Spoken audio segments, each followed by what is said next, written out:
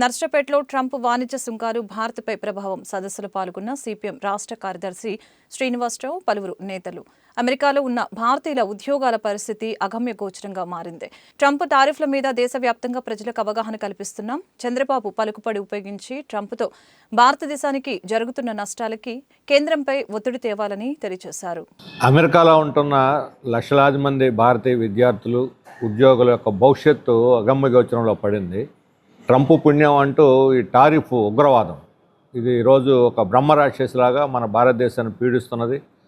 మన నుంచి అమెరికాకి ఎగుమతి అయ్యే వస్తువుల మీద 50% పన్ను వేశారు. అమెరికా నుంచి ఇండియాకి దిగుమతి అయ్యేటువంటి వాడి మీద 0% చేయమని ఒత్తిడి చేస్తుంటే తెర వెనుక రహస్యంగా మోడీ ట్రంప్తో చర్చలు జరుపుతూ రష్యా నుంచి ఆయిల్ కొనము, మేము కొనుగోలు చేయము అని హామీ ఇచ్చినట్టుగా ట్రంప్ బహిరంగ ప్రకటించాడు.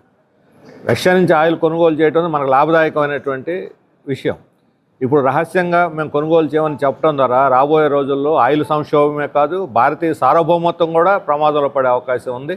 అమెరికా ఒత్తిడికి లొంగి దేశ ప్రయోజనాలు తాకట్టు పెట్టడాన్ని సిపిఎం చాలా తీవ్రంగా ఖండిస్తున్నది. అందుకనే ఈరోజు దేశవ్యాప్తంగా ట్రంప్ టారిఫ్ టెర్రరిజం మీద ప్రచారం నిర్వహించి ప్రజల్లో ఒక చైతన్యాన్ని తీసుకొచ్చేదానికి ప్రయత్నం చేస్తున్నాం.